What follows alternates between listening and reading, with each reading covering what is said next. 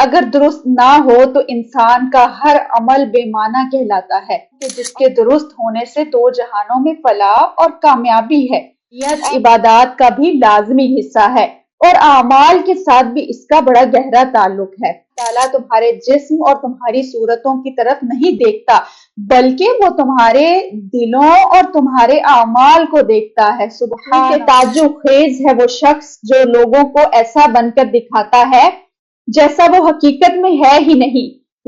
اعوذ باللہ من الشیطان الرجیم، بسم اللہ الرحمن الرحیم، اللہم صلی علی سیدنا محمد وعلی آل سیدنا محمد وبارک وسلم۔ آج جس موضوع پر اللہ رب العزت نے مجھے توفیق دی کہ میں گفتگو کروں، اور وہ موضوع کہ جس کے درست ہونے سے دو جہانوں میں فلاح اور کامیابی ہے، اور وہ ہے نیت اور اخلاص، یعنی جو ہماری زندگی کے ہر قدم پر ہمارے ہر عمل سے منسلک ہے۔ یہ نیت اگر درست نہ ہو تو انسان کا ہر عمل بے معنی کہلاتا ہے، اور ہمیں اشد ضرورت ہے کہ اپنی نیتوں کو خالصتاً اللہ کی رضا سے جوڑ لیں اور ریاکاری سے اپنے دل کو پاکیزہ کر لیں۔ اسی صورت میں ہمارے اعمال ہمارے لیے فائدہ مند اور رب کی بارگاہ میں مقبول ہوں گے۔ اسلام ہمیں نیت کا مطلب سمجھاتا ہے۔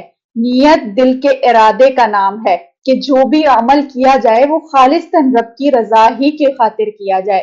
نیت عبادات کا بھی لازمی حصہ ہے اور اعمال کے ساتھ بھی اس کا بڑا گہرا تعلق ہے۔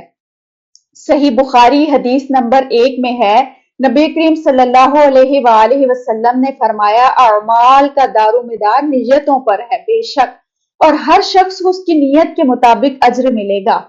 اب حدیث مبارکہ سے بخوبی معلوم ہوا کہ نیت کی سچائی اور درستگی کے بغیر کوئی بھی عمل قابل قبول نہیں ہے۔ نیت اور اخلاص دونوں باہمی ایک دوسرے سے مربوط ہیں۔ سورۃ الانعام آیت نمبر 162 میں اللہ رب العزت نے ارشاد فرمایا، کیا نبی کہہ دیجئے کہ میری نماز، میری قربانی، میری زندگی اور میری موت سب اللہ ہی کے لیے ہے۔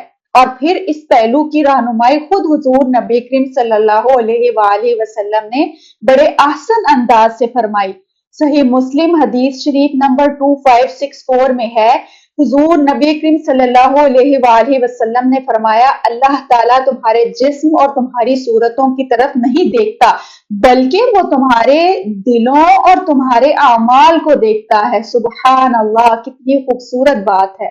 نیت کی درستگی اور دل کی پاکیزگی کے لیے فقط یہی جان لینا کافی ہے کہ لوگ تو صرف ہمارے ظاہر کو دیکھ سکتے ہیں، مگر اللہ ہمارے دل کو اور ہماری نیتوں کو دیکھتا ہے۔ بے شک کوئی انسان بڑی سے بڑی نیکی یا کوئی چھوٹی سے چھوٹی نیکی صرف دکھاوے اور ریاکاری کے لیے کرے تو اس کا وہ عمل رب کی بارگاہ میں کوئی اہمیت نہیں رکھتا ہے، کیونکہ حدیث مبارکہ میں موجود ہے کہ قیامت کے دن بہت سے لوگ بہت بڑے اعمال کے ساتھ آئیں گے مگر وہ ان کو کوئی فائدہ نہیں دیں گے۔ جان لیں کہ دنیا میں تو انسان نے وہ عمل کر کے لوگوں سے واہ واہ کروا لی اور دکھاوا کر لیا، مگر اللہ انسان کے دل کا سچ جانتا ہے۔ اسی لیے کوئی بھی نیک عمل ہو اسے محض اللہ کی رضا کے لیے کیا جائے۔ کسی کے ساتھ اچھا سلوک کریں تو محض اللہ کے لیے کریں، اور کسی کے ساتھ میٹھی زبان بولیں تو خالصتاً اللہ کی رضا کے لیے، کیونکہ میں یہ سمجھتی ہوں کہ تعجب خیز ہے وہ شخص جو لوگوں کو ایسا بن کر دکھاتا ہے جیسا وہ حقیقت میں ہے ہی نہیں۔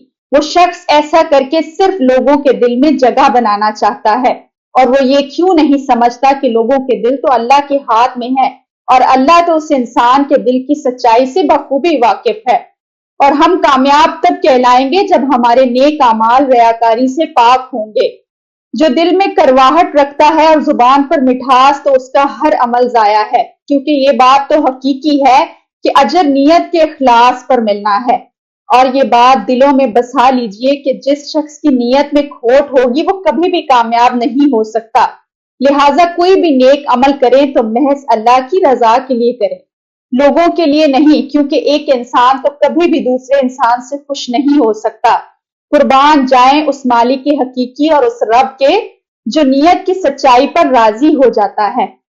اور یہ یاد رکھیے کہ پھل صرف درخت کو نہیں لگتا بلکہ پھل اچھی نیت کو بھی لگتا ہے۔ خدارا نیتوں کی خرابی سے خود کو بچائیں، रंग और नस्ल तो हम देखते हैं, अरे हमारा रब तो नीयत और तकवा देखता है। अब जब अल्लाह की राह में कुर्बानी दी जाती है तो किसी भी जानवर की कुर्बानी के बाद ना तो उसका गोश्त अल्लाह तक पहुंचता है और ना खून। अगर अल्लाह तक कोई चीज पहुंचती है तो वो नीयत और इखलास है। अगर कोई आपके साथ कुछ बुरा करता है तो उस तकलीफ को महज अल्लाह से कह दें, और जब कभी उस शख्स से मिलना हो या उससे कोई ताल्लुक कायम रखना हो तो महज अल्लाह की रजा के लिए रखें। वल्लाह, जब आप अपनी नीयतों को साफ कर लेंगे और दूसरों के लिए आसानियां पैदा करेंगे, वो भी सिर्फ अल्लाह की खुशनुदी और उसकी रजा के लिए, तो ये आपके दिली सुकून के लिए बड़ा प्यारा एहसास होगा और नेकी करना बड़ा आसान लगेगा। अपनी जानिब से हर मुमकिना कोशिश करें कि अपने रिश्तों को इखलास के मोतियों की लड़ी से सजाया करें। फिर आप अपनी जिंदगी के सफर में इन रिश्तों के होने से एक बड़ी खुशी महसूस करेंगे।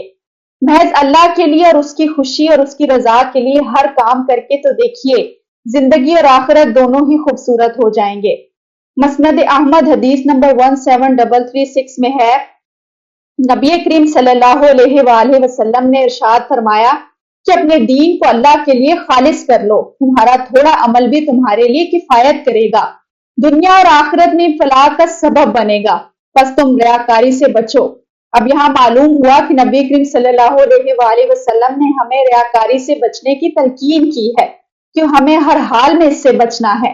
खुदा करे कि वो हमारे हर अमल को फकत अपनी रजा के ताबे कर दे और हमारी नीयत को अच्छा कर दे, हमें अपने करम और फजल से नवाज दे, और जो लोग हमारे हक में बेहतर ना हो, अल्लाह हमेशा हमें उनसे दूर रखे और उनके शर से महफूज रखे।